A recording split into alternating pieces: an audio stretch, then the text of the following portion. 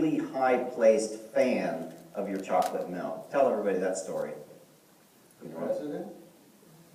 You sure you want to? I think we've had enough time away from him. He's much more popular now. And just like, I tell you, I've got to do things that I never dreamt. In '06, we actually won Small Business Person of the Year from Missouri, which was totally unbelievable. So that meant that we got to go to Washington, D.C. to accept the award for Missouri. And I heard that George W. Bush was going to be there to speak to all the people from all the states that won. And I called the Kansas City SVA to see if I could take the president some of the best chocolate milk in the country. So they said to bring it, we'll make sure he gets it. Like, it's real easy to do, okay? So anyway... he doesn't probably have a chocolate milk taster. Well, I don't know. But anyway, so when we got to D.C., and actually I had a cooler iced down with chocolate milk, and I was taking it to the president, and we got to D.C., and these people was waiting for us at our hotel room to tell us they had another surprise for us, and that was we was runner-up for the National Small Business Person of the Year, which was even more unbelievable. But that meant that we got to go in and visit with the president. We got to shake his hand, we got to get our pictures taken with him, and I got to give him the chocolate milk. So this was working, right? And of course this was George W. Bush, and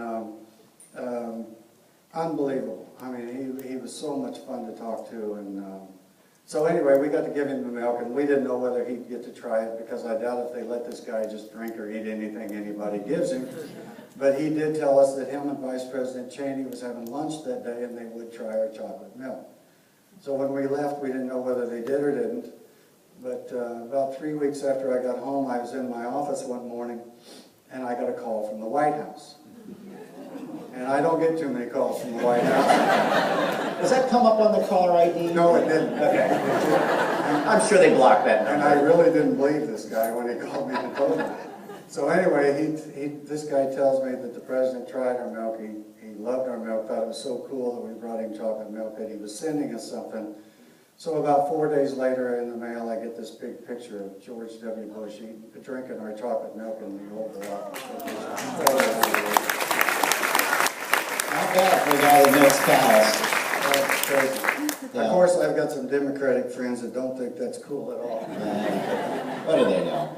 Hey, we've got a room full of small business people here. You've obviously become a success, and it's through hard work, some great breaks, and a lot of hard work. I think those are both parts of that. What would you recommend to them sitting here today? What kinds of things do they need to think about? Oh, geez. If you don't want to work hard, forget it. I mean, it's, you got to be... You know, a lot of people thought I was crazy when I started this, and somehow I had the drive, and I thought it would work. And I didn't think it'd work. I knew it'd work. And I think you got to have that. You know, if you're skeptical about it or anything, I think you might want to change your mind. But you got to work hard. I mean, I used to think I worked hard. The last 10 years, I worked harder than I ever thought I ever would. But it's been, I mean, now it's been worth it. But there was times I thought, what the hell did I get myself into, you know? Well, you mentioned about staying up late or early in the morning and worrying about all the moving pieces that you have. I mean, it's not just about the cows and the people showing up for work like most of us think about. You have to worry about things like what happens if somebody's cooler breaks, or I mean, the truck gets a flat tire. I mean, all that stuff.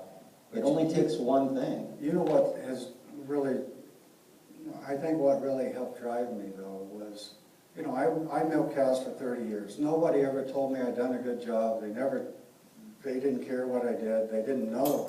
They had no clue how hard I'd worked. For nothing, actually. I mean, for 30 years, I would have made more money probably sitting over the house watching TV. But the dairy industry, the way it is, I mean, I didn't make much money at all. I just worked my hiney off for nothing. But when I started bottling milk, and when I used to, first time, I used to have my name on the side of the pickup. And once we got milk in the stores, and every time I'd stop at a stoplight and people would give me a thumbs up, or they'd see me in my shirt or whatever, and they'd come up and tell me how much they love what I do, and they love our milk, and their kids just love it. And I mean, every time I come to Kansas City, I get goosebumps 20 times a day every time I come to Kansas City, just because of these nice people. And that would drive me, like, I've finally done something right. People appreciate what I do. I've never had that before. I mean, there was days, every day I'd walk across to go to the barn, I'd wonder, why in the hell are you doing this? You're killing yourself, you're not making any money. You know, it was crazy. And, you know, dairy farmers never retire, they just die, okay? So I'm trying to figure out, okay, what do I do now, you know? But that drive, and then when we started the website, and we get all these emails from all you nice people telling us, you know, how much they love what we do. And then this silly Facebook thing, I mean, every day I go to it, and I still get goosebumps every day when I read about little Johnny was at the farm and got to milk a cow, and you know, these people have no clue where milk comes from. A lot of people that come to the farm think there's a spigot in the back of Hy-Vee where they get this stuff, you know? I tell that story all the time. People laugh at that. And they have no idea. They back up a milk truck to the back of Hy-Vee, and it just, you know, like a tapper. Yeah. No, I think they think the cows are back. Oh, all right. At least they understand that there's a cow involved. And I got to be careful what I tell people, even tall, and you know, I have short people and tall people. I used to say little people and big people. I got in trouble for that one. So now it's short people and tall people. But I had this tall lady come in one day, and she wanted to know about the milk and the root beer milk, and I made a mistake, and I said, you ought to see that root beer cow. And we used to, Pat was our brown Swiss cow, which is the same color as the root beer milk, and I used to say that was a root beer cow. And this lady believed me. She believed me that this cow gave root beer milk. That's what tall people do.